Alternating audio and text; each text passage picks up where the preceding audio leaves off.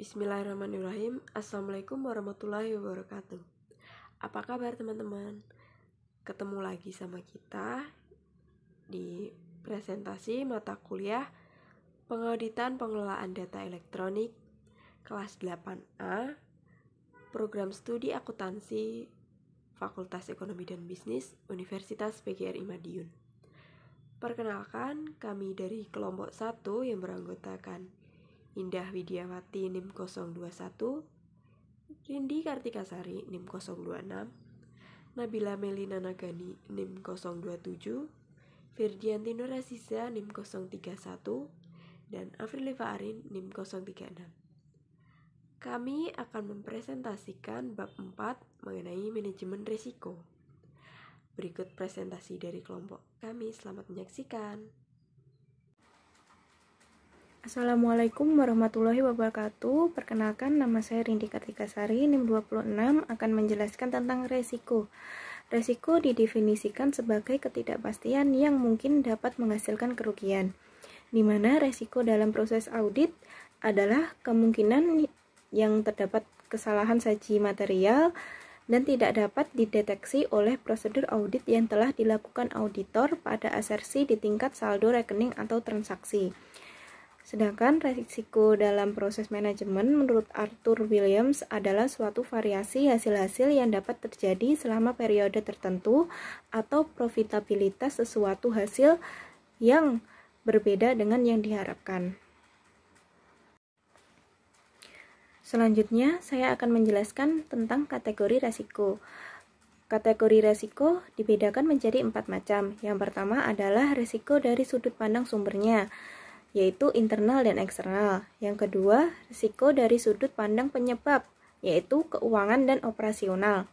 Yang ketiga, risiko dari sudut pandang akibat yang ditimbulkan, yaitu murni dan spekulatif. Dan yang terakhir adalah yang keempat, yaitu risiko dari sudut pandang jenis, yaitu politik, hukum, dan kesehatan. Yang terakhir, saya akan menjelaskan tentang dasar-dasar manajemen risiko. Yang pertama adalah identifikasi masalah. Identifikasi risiko menghasilkan daftar risiko yang berpotensi atau telah terjadi. Proses identifikasi risiko dilakukan dengan hati-hati dan dalam untuk mengidentifikasi risiko yang ada di area operasi dalam rentang waktu tertentu. Identifikasi risiko dilakukan dari level tertinggi perusahaan untuk menghasilkan daftar risiko yang ada di tingkat korporasi dan sebagai acuan proses identifikasi risiko level di bawahnya. Yang kedua adalah penilaian risiko. Penilaian risiko memberi informasi tentang kemungkinan terjadi dan dampak yang dapat ditimbulkan bila risiko terjadi. Penilaian risiko dapat dilakukan menggunakan skala profitabilitas dan skala dampak. Untuk tabelnya dapat dilihat dalam slide. Untuk presentasi saya sekian dan akan dilanjutkan oleh rekan saya. Terima kasih. Assalamualaikum warahmatullahi wabarakatuh. Perkenalkan, saya Nabila Melina Nagani, NIM 1903-1010-27. Di sini saya akan melanjutkan presentasi dari teman saya, yaitu tentang materi prioritas risiko dan perencanaan respon. Penilaian risiko menghasilkan nilai status risiko yang menunjukkan probabilitas keterjadian risiko dan dampak yang muncul bila risiko tersebut terjadi. Manajemen perlu menggunakan hasil penilaian risiko untuk menentukan prioritas risiko yang harus direspon dan strategi yang digunakan untuk merespon risiko tersebut. Untuk memetakan prioritas risiko, perlu ditentukan terlebih dahulu kriteria penerimaan risiko. Kriteria penerimaan risiko harus disesuaikan dan didasarkan pada kecenderungan atau selera risiko atau risk appetite. Manajemen penanggung jawab risiko. Kriteria penerimaan risiko dapat disusun sebagaimana ditunjukkan pada tabel di bawah. Kategori penerimaan risiko ditetapkan dengan 4 kategori berdasarkan nilai pada status risiko yang telah diukur. Nilai 1-4 digolongkan ke dalam risiko yang sangat rendah sehingga dapat diterima. Nilai 5-8 ditetapkan sebagai risiko rendah sehingga diperlukan pengendalian yang cukup untuk memitigasinya. Nilai 9-12 dikategorikan sebagai risiko yang tinggi sehingga perlu mendapat perhatian yang serius dari manajemen untuk menciptakan pengendalian yang sangat baik sebagai upaya tindak lanjutnya. Sementara itu, nilai 13-16 dikategorikan sebagai risiko sangat tinggi atau ekstrim atau katastrofik. Risiko ini tidak dapat diterima sehingga manajemen perlu menyusun strategi tindak lanjut yang memadai. Tiap-tiap kategori risiko dapat diberi warna sebagai penanda kategori untuk memudahkan pemahaman. Sebaiknya warna yang digunakan adalah warna-warna yang identik dengan kategori tersebut. Misalnya, warna hijau untuk kategori sangat rendah, warna kuning untuk kategori rendah, dan warna jingga untuk kategori tinggi, dan warna merah untuk kategori sangat tinggi. Selanjutnya, manajemen dapat merespon risiko dengan 5 tindakan berikut, yaitu menerima risiko. Dalam menerima risiko, kemungkinan terjadi risiko dan dampak yang dapat ditimbulkannya. Manajemen dapat menerima risiko yang tergolong sangat rendah. Misalnya, risiko pengunduran diri sebagian kecil karyawan yang berdampak sangat rendah bagi perusahaan. Kedua, mengurangi kemungkinan terjadinya risiko atau preventif, yaitu menyusun dan mengimplementasikan pengendalian yang memadai untuk mencegah dan mengurangi kemungkinan terjadinya risiko. Dan ketiga, mengurangi dampak yang dapat ditimbulkan oleh risiko.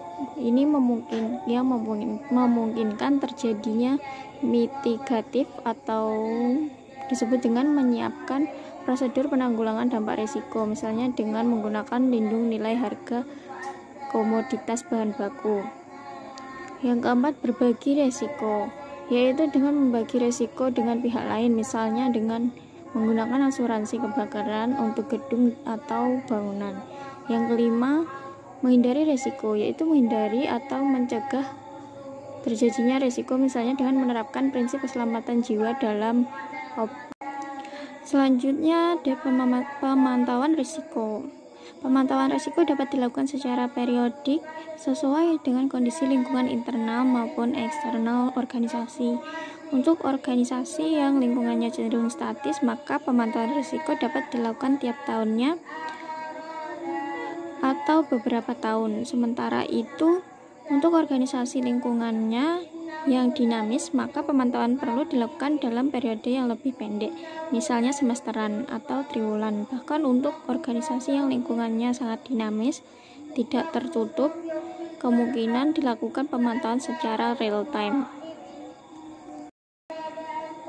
Selanjutnya, Australia atau New Zealand AS Carrying NZS ISO 31000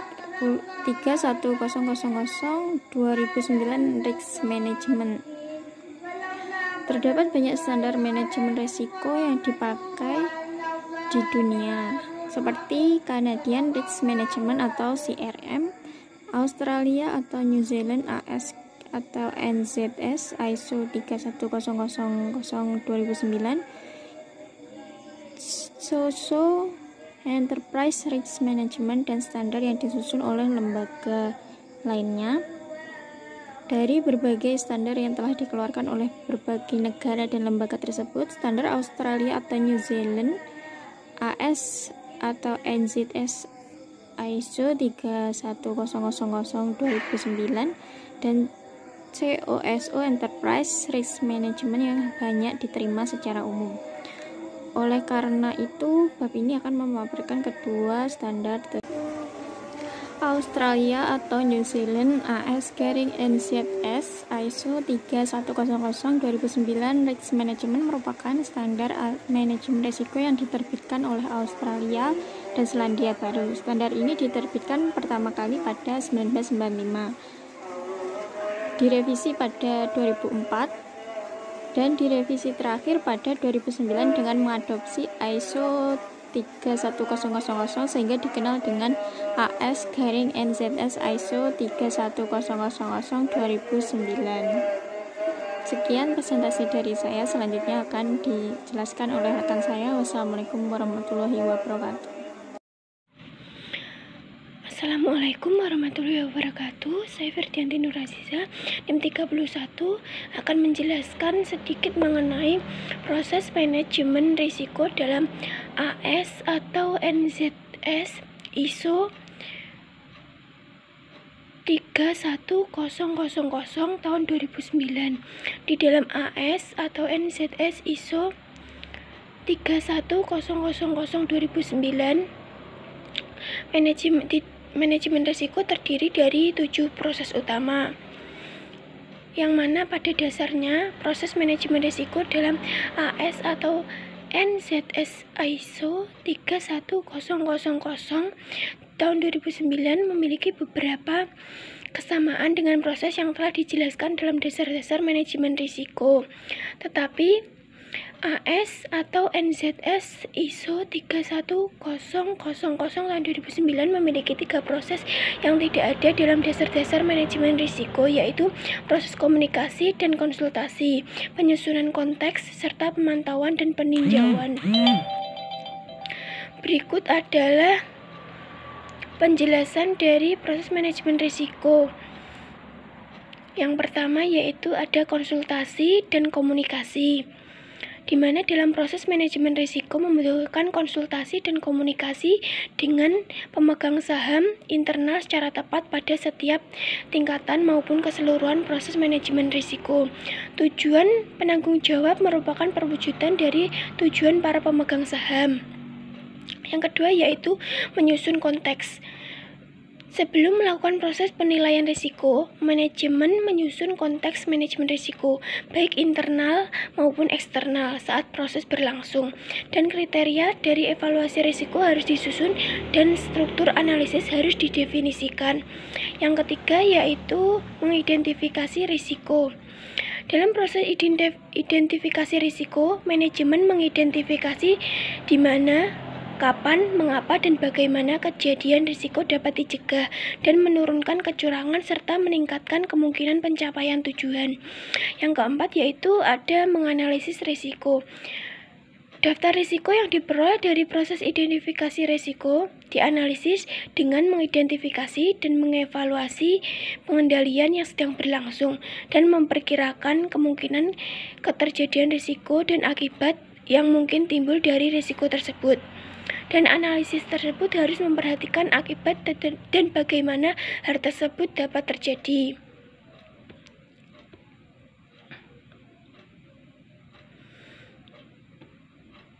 Kemudian selanjutnya yang kelima yaitu mengevaluasi risiko. Perkiraan tingkat risiko yang telah diperoleh dari proses analisis risiko dibandingkan dengan kriteria yang telah ditetapkan dan mempertimbangkan selisih antara kemungkinan hasil menguntungkan atau merugikan. Hal tersebut memberikan panduan untuk membuat keputusan mengenai skala prioritas, isi, dan respon yang diperlukan atas risiko tersebut. Di mana metode yang dapat digunakan untuk pemberian skor risiko sangat bervariasi, di mana manajemen dapat menentukan satu tingkat. Contohnya tinggi, medium, rendah, atau skor, contoh skor 1 sampai 5. Sebagai konsekuensi dan kemungkinan skor yang dikombinasikan. Contohnya yaitu menggunakan multiplication atau peringkat dengan satuan grade tertentu, di mana untuk memberikan suatu skor secara keseluruhan. Yang keenam yaitu menyatakan risiko. Mengembangkan dan mengimplementasikan strategi biaya yang efektif dan menjalankan perencanaan untuk meningkatkan laba potensial dan mengurangi biaya potensial. Dan yang terakhir, memantau dan meninjau. Di sini manajemen perlu memonitor efektivitas setiap langkah dalam proses manajemen risiko, dan hal tersebut penting untuk peningkatan kelanjutan. di mana resiko dan efektivitas tindakan yang dilakukan sebagai respon atas risiko dapat mengukur kebutuhan memantau peta risiko untuk meyakinkan bahwa perubahan berbagai hal tidak mengubah skala prioritas. Sekian dari saya. Assalamualaikum warahmatullahi wabarakatuh. Saya Indah Widawati, NIM 1903-11021. Di sini saya akan menjelaskan tentang manajemen risiko. COSO ERM. Yang pertama yaitu elemen kunci COSO ERM. Yang pertama yaitu lingkungan internal. Komponen lingkungan internal ERM COSO terdiri dari unsur yang pertama filosofi manajemen risiko, yang kedua selera risiko, manajemen terhadap risiko, sikap dewan direksi, yang keempat integritas dan nilai-nilai etika, yang kelima komitmen terhadap kompetensi, keenam struktur organisasi, ketujuh penugasan wewenang dan tanggung jawab, 8 standar sumber daya manusia.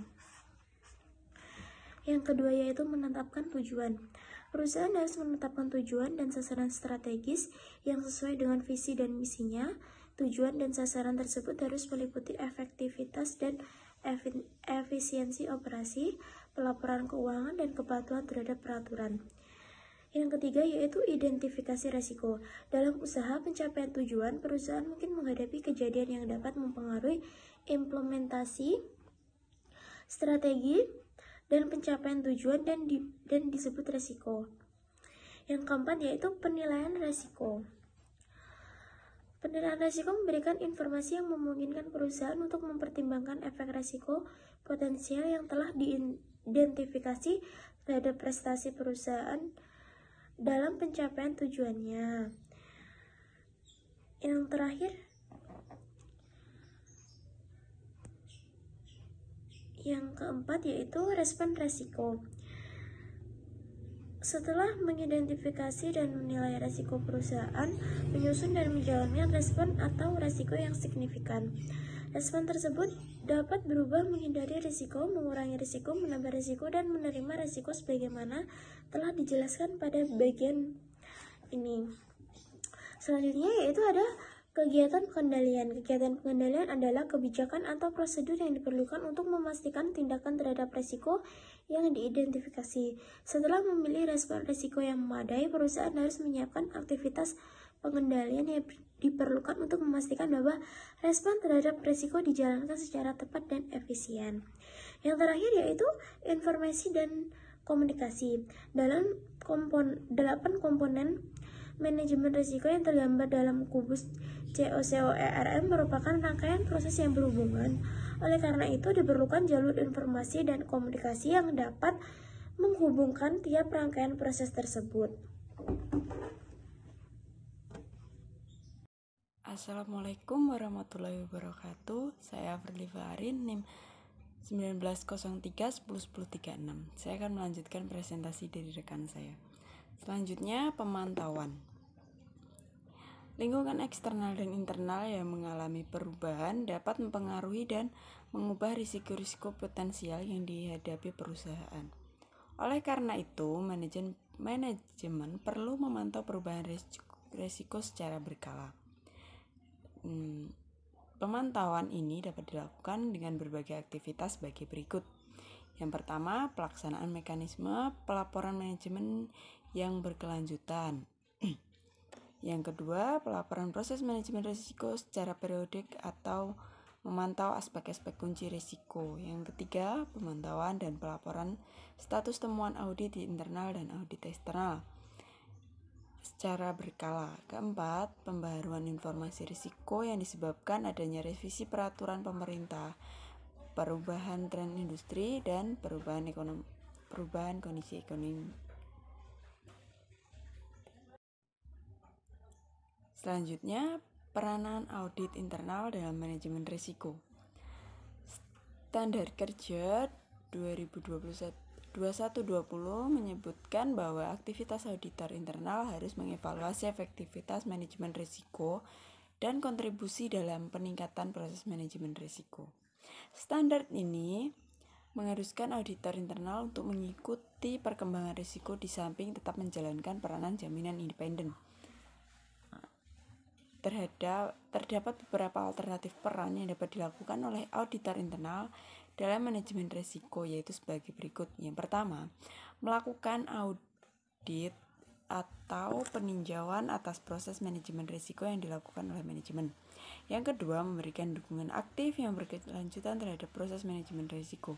Yang ketiga, mengatur dan mengkoordinasi proses manajemen risiko. Yang keempat, tidak melakukan peran apapun dalam proses manajemen risiko. Jika perusahaan ingin membuat dan menjalankan sistem manajemen risiko dan meminta bantuan auditor untuk menyusunnya, maka akan sulit jika auditor yang sama memberikan jaminan berdasarkan peninjauan sebagian atau keseluruhan atas sistem tersebut. Oleh karena itu, diperlakukan panduan yang dapat memperjelas peranan pokok auditor internal yang berupa jasa jaminan sebagai berikut. Yang pertama, memberikan jaminan terhadap proses manajemen risiko yang telah dilakukan oleh manajemen. Yang kedua, mengetahui proses manajemen risiko yang telah dilakukan oleh manajemen. Yang ketiga, memberikan jaminan bahwa risiko telah dievaluasi dengan benar. Keempat, mengevaluasi pelaporan risiko-risiko utama. Kelima, meninjau respon dan penanganan yang telah dilakukan oleh manajemen terhadap risiko-risiko utama. Selain panduan tersebut, usaha berikut juga perlu dilakukan untuk menjaga agar jasa konsultasi tidak bertentangan dengan jasa penjaminan yang diberikan oleh auditor internal.